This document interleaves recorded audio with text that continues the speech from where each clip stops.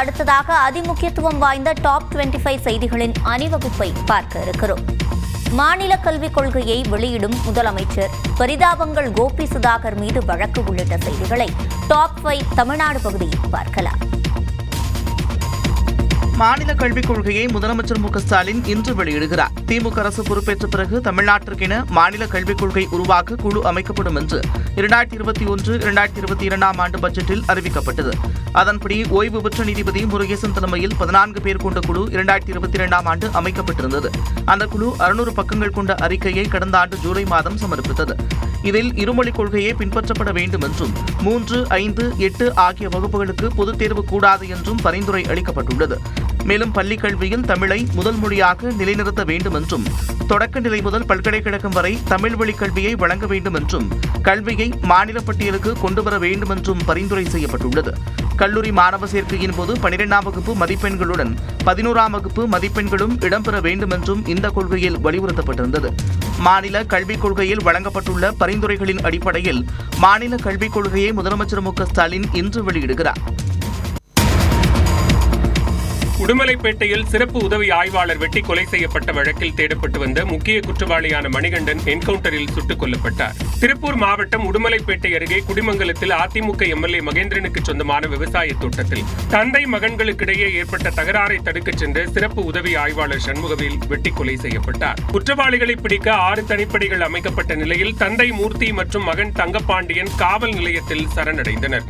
எஞ்சிய ஒருவரான மணிகண்டனின் செல்போன் கொலை நடந்த இடத்தின் அருகிலேயே பயன்பாட்டில் இருந்ததை அறிந்தும் அடிக்கடி அடர் வனப்பகுதிக்குள் செல்வார் என்ற தகவலின் அடிப்படையிலும் அவரை சிக்கனூர் அருகே உப்பாறு ஓடையாற்றில் காவல்துறையினர் சுற்றி வளைத்ததாக கூறப்படுகிறது. அப்போது சிறப்பு உதவி ஆய்வாளரை வெட்டி கொன்ற அதே ஆயுதத்தால் உதவி ஆய்வாளர் சரவணகுமாரை தாக்கியதாக சொல்லப்படுகிறது.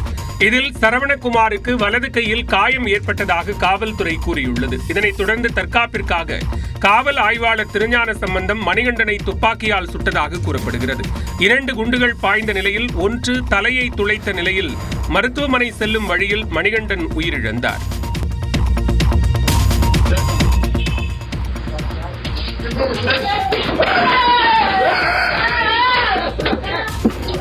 சேலம் ஆத்தூரில் நகைக்கடை உரிமையாளர்கள் மீது ஆசிட் வீசி நகை கொள்ளையடிக்க முயன்ற அதிர்ச்சி காட்சியே இது.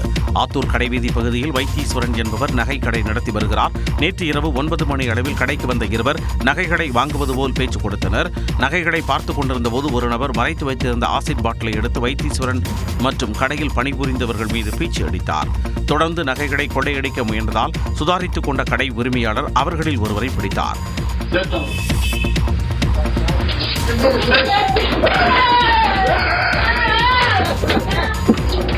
காமெடி படம் போல் இந்த காட்சிகள் அமைய அவருடன் வந்த மற்றொரு நபர் கடைவீதி வழியாக தப்பி ஓடிய போது மக்கள் விரட்டிச் சென்றனர். அந்த நபர் துப்பாக்கியை காட்டி மிரட்டிய போதும் சாதுரியமாக மடக்கி பிடித்தனர். இருவரையும் காவல் நிலையம் அழைத்துச் சென்று விசாரணை மேற்கொண்டு வருகின்றனர்.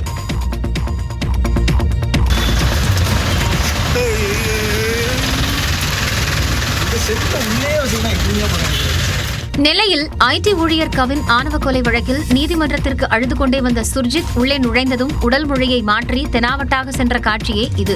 நெல்லையில் கடந்த 27ஆம் தேதி கவின் வெட்டி கொலை செய்யப்பட்ட நிலையில் அவர் காதலித்த பெண்ணின் சகோதரர் சுர்ஜித், அவரது தந்தையும் காவல் உதவி ஆய்வாளருமான சரவணன் ஆகிய இருவரும் கைது செய்யப்பட்டனர். இந்த வழக்கை சிபிசிஐடி விசாரித்து வரும் நிலையில் இருவரையும் 5 நாட்கள் காவலில் எடுத்து விசாரிக்க அனுமதி கோரி வன்கொடுமை தடுப்பு சிறப்பு நீதிமன்றத்தில் சிபிசிஐடி தரப்பில் மனு தாக்கல் செய்யப்பட்டிருந்தது. வழக்கு நீதிபதி ஹேமா முன்பு விசாரணை வந்தது. இதற்காக சுர்ஜித்தும் அவரது தந்தை சரவணனும் ஆஜர்படுத்தப்பட்டனர். அப்போது கேமரா முன்பு முகத்தை துணியால் மூடி அழுவது போன்று கூனி குறுகி அப்பாவியாக வந்த சுர்ஜித் நீதிமன்றத்திற்குள் நுழைந்ததும் நெஞ்சை விரித்து கெத்து காட்டியபடி நடந்தார்.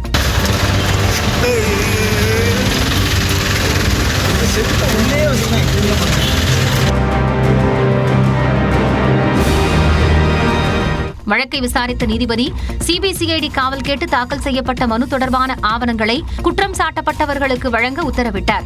மேலும் சிபிசிஐடி மனு தொடர்பான விசாரணையை 11ஆம் தேதிக்கு ஒத்திவைத்ததுடன் அன்றைய தினம் வரை நீதிமன்ற காவலையும் நீட்டித்து நீதிபதி உத்தரவிட்டார். தமிழ்நாட்டின் அரசியல் களத்தை பரபரப்பாக்கிய செய்திகளை டாப் 5 அரசியல் செய்திகள் பகுதியில் பார்க்கலாம்.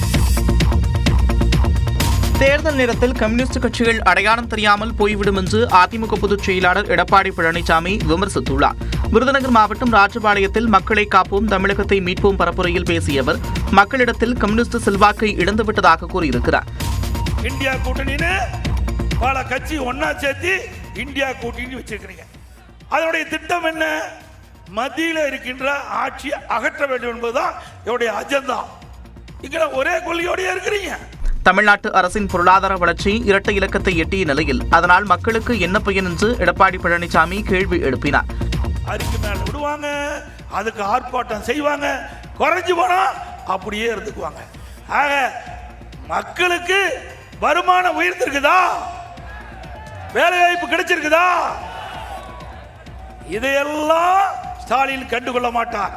அதிமுக நேர்மையாக ஆட்சி நடத்தியது என்பதற்கு தங்கள் பேச்சே சாட்சி என்றும் எடப்பாடி பழனிசாமி கூறினார். அன்புமணிக்கு அதிகாரத்தை கொடுத்துவிட்டு தன்னால் டம்மியாக இருக்க முடியாது என்று பாமக நிறுவனர் ராமதாஸ் திட்டவட்டமாக தெரிவித்துள்ளார். விழுப்புரம் மாவட்டம் தைலாபுரம் இல்லத்தில் செய்தியாளர்களிடம் பேசிய அவர் தான் முடிவெடுக்க கூடாது என்று கூறுவதற்கு அன்புமணிக்கு என்ன அதிகாரம் உள்ளது என்று கேள்வி எழுப்பினார்.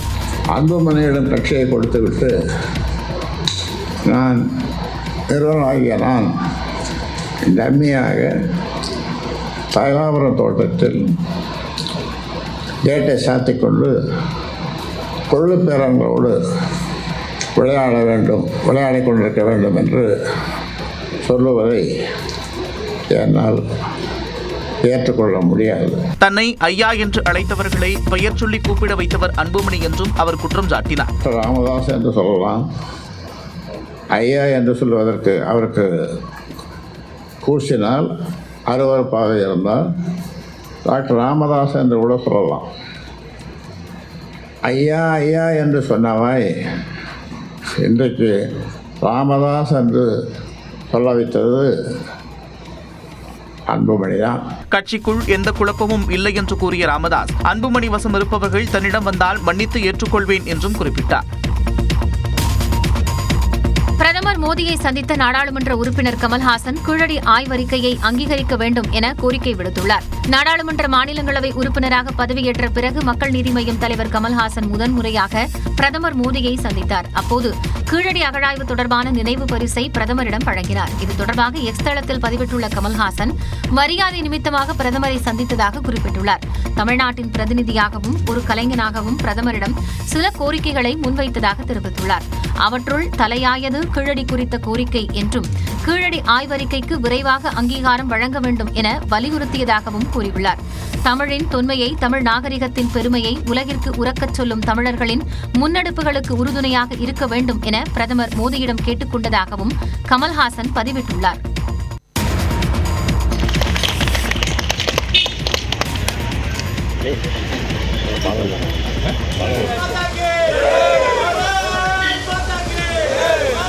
பாஜக மாநில தலைவராக நயினா நாகேந்திரன் எம்ஜிஆர் பயன்படுத்திய வாகனத்தின் பதிவெண் கொண்ட பரப்புரை வாகனத்தில் கட்சி கொடியை பொருத்தி அதனை தானே இயக்கி பார்த்த காட்சிகள்தான் இவை.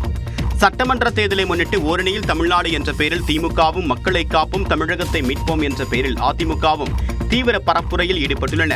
இதேபோன்று பாமக, தேமுதிக தலைவர்களும் பரப்புரை மேற்கொண்டு வருகின்றனர். அந்த வகையில் பாஜக மாநில தலைவர் நயினா நாகேந்திரன் பரப்புரை செல்வதற்காக 4777 என்ற பதிவெண் கொண்ட பிரத்யேகமாக வடிவமைக்கப்பட்ட பரப்புரை வாகனத்தை அரியலூர் மாவட்டத்தை சேர்ந்த பாஜக முன்னாள் மாவட்ட தலைவர் ஐயப்பன் அளித்துள்ளார். முன்னாள் முதலமைச்சர் எம்ஜிஆர் பயன்படுத்திய காரின் எண் இது என்பதை அறிந்தவுடன் நயினார் நாகேந்திரன் ஆர்வமாக அவரே வாகனத்தை இயக்கி நெல்லை மாநகர் பகுதியில் வலம் வந்தார். குடியரசு துணைத் தலைவர் தேர்தலில் ஆளும் பாஜக கூட்டணிக்கு எதிராக வேட்பாளரை களமிறக்க இந்தியா கூட்டணி முடிவு செய்துள்ளதாக தகவல் வெளியாகியுள்ளது. குடியரசு துணைத் தலைவர் தேர்தல் பற்றி தேர்தல் ஆணையம் அதிகாரப்பூர்வ அறிவிக்கையை வெளியிட்டுள்ள நிலையில் டெல்லியில் மக்களவை எதிர்க்கட்சித் தலைவர் ராகுல் காந்தி இல்லத்தில் இந்தியா கூட்டணி கட்சித் தலைவர்கள் ஆலோசனைக் கூட்டம் நடைபெற்றது. இதில் சோனியா காந்தி, பிரியங்கா காந்தி, முதலமைச்சர்கள் சித்தராமையா, ரேவந்த் ரெட்டி, சுக்வீந்தர் சிங் சுகு, திமுக எம்பிக்கள் TR பாலு, கனிமொழி, மாநிலங்களவை MP கமல்ஹாசன் உள்ளிட்டோர் கலந்து கொண்டனர். அப்போது மகாராஷ்டிரா, ஹரியானா மாநில சட்டமன்ற தேர்தல் மற்றும் மக்களவை தேர்தல்களில் நடந்த முறைகேடுகள் குறித்து புள்ளி விவரங்களை மேற்கோள் காட்டி ராகுல் காந்தி விளக்கமளித்தார். குடியரசு துணைத் தலைவர் தேர்தல் குறித்தும் ஆலோசனை நடைபெற்றது. அப்போது பாஜகவுக்கு எளிதான வெற்றி கிடைக்கக்கூடாது என்பதால் தேர்தலில் வேட்பாளரை களமிறக்குவது குறித்தும் விவாதிக்கப்பட்டதாக தெரிகிறது. The way in which democracy is killing by these people, everybody condemned it. We need a clear voters list. Therefore, digital voter list is the immediate necessity for this country now. தேர்தல் ஆணையத்தின் செயல்பாடு வாக்காளர் பட்டியலில் நடக்கும் குளறுபடிகள் குறித்து கூட்டத்தில் ஆலோசிக்கப்பட்டதாக இந்திய கம்யூனிஸ்ட் கட்சியின் பொதுச் செயலாளர் டி ராஜா தெரிவித்தார். விவசாயிகளின் நலனில் ஒருபோதும் சமரசமில்லை என கூறிய பிரதமர், தேர்தல் ஆணையம் மீதான ராகுல் காந்தியின் புதிய குற்றச்சாட்டு உள்ளிட்ட செய்திகளை டாப் 5 இந்தியா பகுதியில் பார்க்கலாம். இந்திய பொருட்கள் மீது ட்ரம்ப் கூடுதல் வரி விதித்திருக்கக்கூடிய நிலையில் விவசாயிகளை பாதுகாக்க எந்த விலையையும் கொடுக்க தயார் என்று பிரதமர் நரேந்திர மோடி தெரிவித்துள்ளார். அமெரிக்காவின் வேளாண்மை மற்றும் பால் பொருட்களை இந்திய சந்தையில் விற்பனை செய்வதற்கு இந்தியா நீண்ட நாட்களாக இசைவு தெரிவிக்காமல் உள்ளது. இந்திய பொருட்கள் மீதான அமெரிக்காவின் கூடுதல் வரி விதிப்பிற்கு இதுவும் ஒரு காரணமாக கருதப்படுகிறது. இந்நிலையில் டெல்லியில் நடைபெற்ற MS சுவாமிநாதன் நூற்றாண்டு நினைவு விழாவில் பேசிய பிரதமர் நரேந்திர மோடி இந்திய விவசாயிகளின் நலனில் ஒருபோதும் சமரசம் செய்ய மாட்டோம் என்று உறுதியளித்துள்ளார்.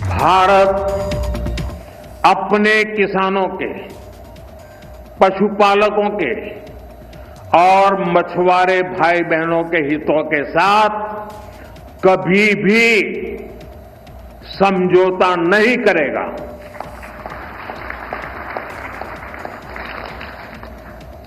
और मैं जानता हूं व्यक्तिगत रूप से मुझे बहुत बड़ी कीमत चुकानी पड़ेगी, लेकिन मैं इसके लिए तैयार हूं.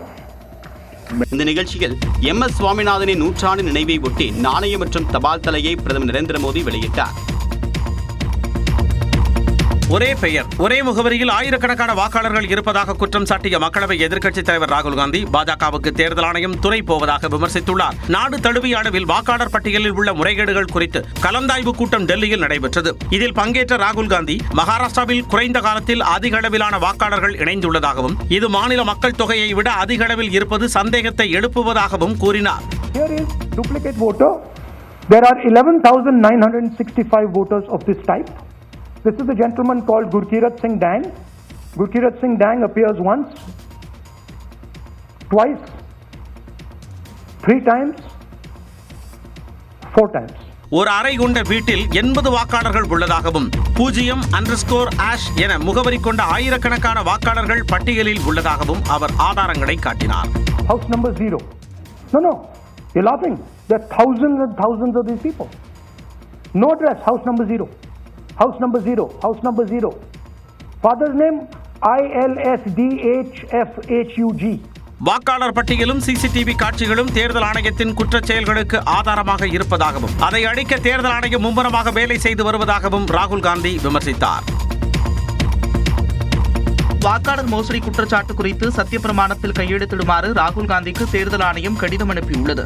தேர்தல்களில் மோசடி நடப்பதாக பல்வேறு தரவுகளின் அடிப்படையில் ராகுல் காந்தி குற்றம் சாட்டிய நிலையில் அவை தவறானவை என்று தேர்தல் ஆணையம் மறுப்பு தெரிவித்துள்ளது. பொதுமக்களை தவறாக வழிநடத்துவதை நிறுத்த வேண்டும் என்று ராகுல் காந்திக்கு அறிவுறுத்தியுள்ளது. இதனிடையே கர்நாடக மாநிலம் மகாதேவபுர தொகுதியில் சுமார் 1 லட்சம் போலி வாக்காளர்கள் சேர்க்கப்பட்டிருந்ததாக ராகுல் காந்தி குற்றம் சாட்டிய நிலையில் அவருக்கு கர்நாடக தலைமை தேர்தல் அதிகாரி கடிதம் அனுப்பியுள்ளார். அதில் கர்நாடக மாநில வாக்காளர் பட்டியலில் முறைகேடாக சேர்க்கப்பட்ட மற்றும் விலக்கப்பட்ட வாக்காளர்களின் பெயர் பட்டியலை கையெழுத்திட்டு உறுதிமொழி பத்திரத்துடன் இணைத்து அனுப்ப ராகுல் காந்திக்கு அறிவுறுத்தப்பட்டுள்ளது. மேலும் மகாராஷ்டிராவில் 5 மாதங்களில் புதிதாக 1 கோடி வாக்காளர்கள் சேர்க்கப்பட்டதாக ராகுல் பொய் கூறுவதாக அம்மாநில முதலமைச்சர் தேவேந்திர பட்னாவிஸ் கூறியிருக்கிறார். भारत की लोकतांत्रिक संस्थाओं को बदनाम करने का काम ये उनके माध्यम से हो रहा है. मैं इसका धिक्कार करता हूं और जनता उनको वापस अगले चुनाव में इसका सबक सिखाएगी. எதிர்காலத்தில் தோற்கப் போவதை அறிந்து ராகுல் காந்தி நாட்டின் அரசியலமைப்பை சேர்ந்த அமைப்புகளின் நற்பெயருக்கு களங்கம் விளைவிப்பதாக குற்றம் சாட்டினார்.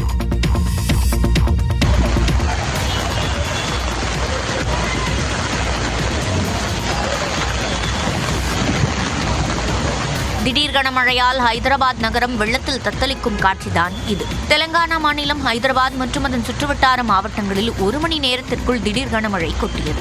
குறிப்பாக யாதாத்ரி, புவனகிரி, நல்கொண்டா ஆகிய இடங்களில் பயங்கர காற்றுடன் கனமழை பெய்தது. இதனால் குடியிருப்புகளை வெள்ளம் சூழ்ந்த நிலையில் வீட்டின் முன்பு நிறுத்தி வைக்கப்பட்டிருந்த இருசக்கர வாகனங்கள் நீரில் மூழ்கின.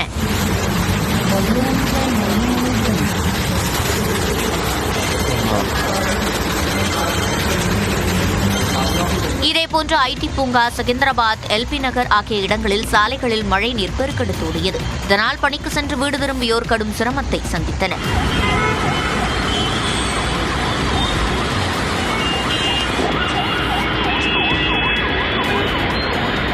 மோசமான வானிலை காரணமாக கவுஹாத்தி முதல் ஹைதராபாத் வரையிலான விமான சேவையும் பாதிக்கப்பட்டது. தெலுங்கானா அரசின் மகளிர் நிதி உதவி திட்டத்திற்காக குவிந்த பெண்களுக்கிடையே மோதலாகி முடியை பிடித்துக் கொண்டு தாக்கிக் கொண்டதால் பரபரப்பு ஏற்பட்டது.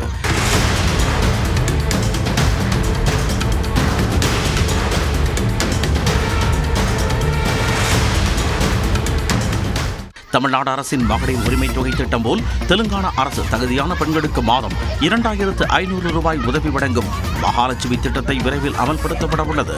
இத்திட்டத்தில் பயன்பெற தபால் நிலையத்தில் சேமிப்பு கணக்கை வைத்திருக்க வேண்டும் என்று கூறப்படுகிறது. இதனால் சேமிப்பு கணக்கை தொடங்க தபால் நிலையங்களுக்கு பெண்கள் படையெடுக்கின்றனர். இந்நிலையில் நிஜாமாபாத் தபால் நிலையத்தில் குவிந்த பெண்களிடையே வரிசையில் நிற்பது தொடர்பாக கைகலப்பு ஏற்பட்டது.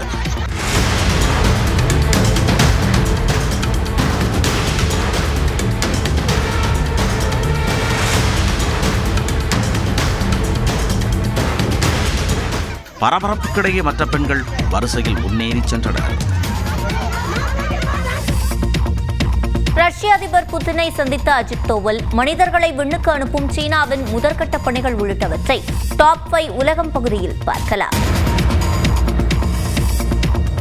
ரஷ்ய அதிபர் புட்டின் இந்த ஆண்டு இறுதியில் இந்தியா வரவுள்ளதாக தேசிய பாதுகாப்பு ஆலோசகர் அஜித் தோவல் தெரிவித்துள்ளார். ரஷ்யாவிடமிருந்து இந்தியா கச்சா எண்ணெய் வாங்குவதால் இந்தியாவில் இருந்து இறக்குமதி செய்யப்படும் பொருட்களுக்கு 50% வரி விதிக்கப்படும் என்று அமெரிக்க அதிபர் ட்ரம்ப் அறிவித்துள்ளார். இந்நிலையில் பாதுகாப்பு, எரிசக்தி ஒத்துழைப்பை மேம்படுத்துவது குறித்து இருதரப்பு பேச்சுவார்த்தைக்காக ரஷ்ய தலைநகர் மாஸ்கோவிற்கு பயணம் மேற்கொண்ட தேசிய பாதுகாப்பு ஆலோசகர் அஜித் தோவல் அந்நாட்டு அதிபர் புட்டினை சந்தித்து ஆலோசனை நடத்தினார்.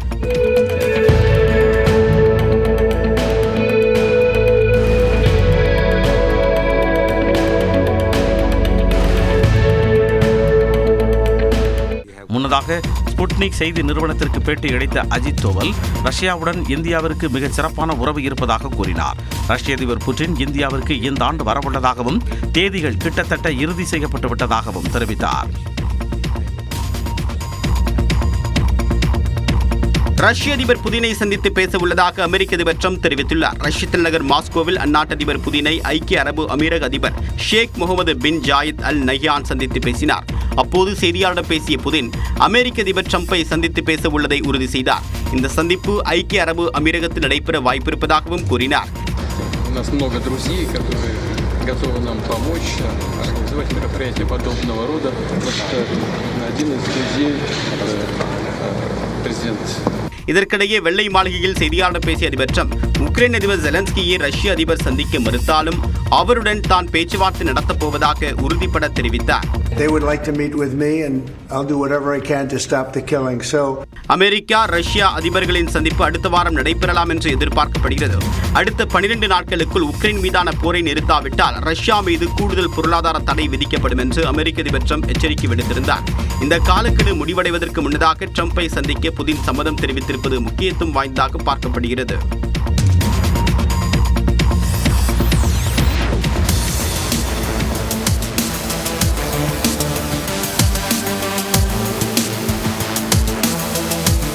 மனிதர்களை நிலவுக்கு சுமந்து செல்ல உள்ள சீனாவின் இந்த விண்கலத்தின் முதற்கட்ட பரிசோதனை வெற்றிகரமாக அமைந்தது.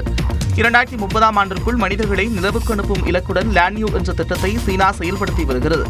இதன் முதற்கட்டமாக அந்நாட்டின் வடக்கு பகுதியில் உள்ள ஹெபே மாகாணத்தின் ஹூலை என்ற இடத்தில் விண்கலத்தின் பரிசோதனை வெற்றிகரமாக மேற்கொள்ளப்பட்டது.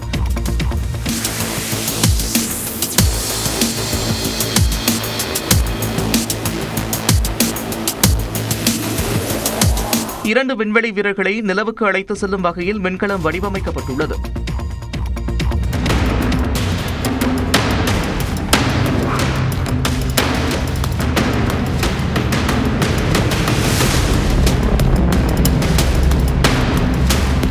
ரஷ்யாவில் கடந்த வாரம் ஏற்பட்ட சக்தி வாய்ந்த நிலநடுக்கத்தின் நடுங்க வைக்கும் காட்சிகள்தான் இது. ரஷ்யாவின் கிழக்கு பகுதியில் உள்ள கம்சட்கா மற்றும் குரில் தீவுகளில் கடந்த ஜூலை 30ஆம் தேதி 8.8 ரிக்டர் அளவிற்கு சக்தி வாய்ந்த நிலநடுக்கம் ஏற்பட்டது. இதனைத் தொடர்ந்து ஜப்பான், ரஷ்யா, அமெரிக்காவிற்கு சுனாமி எச்சரிக்கையும் விடுக்கப்பட்டிருந்தது. இந்நிலையில் சக்தி வாய்ந்த நிலநடுக்கத்தின் போது கட்டடங்கள் குலுங்கி பொருட்கள் சரிந்து விழுந்த காட்சியை குரில் தீவில் உள்ள செவிரோ குரில்ஸ் நகராட்சி நிர்வாகம் வெளியிட்டுள்ளது.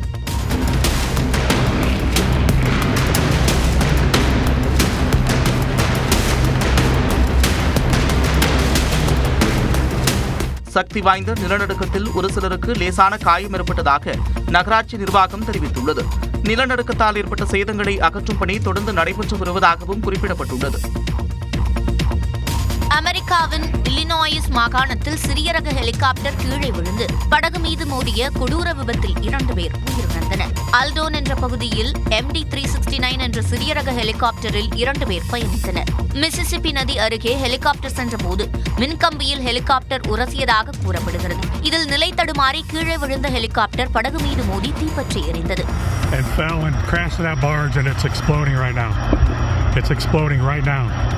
Holy shit, I just called 911. ஹெலிகாப்டரில் இருந்த 2 பேரும் உடல் கருகி உயிரிழந்தனர். படகில் ஆட்கள் யாரும் இல்லை என்று அந்நாட்டு மீட்புப் படை தெரிவித்துள்ளது. இந்நிலையில் விபத்திற்கான காரணம் குறித்து அதிகாரிகள் விசாரணை மேற்கொண்டுள்ளனர்.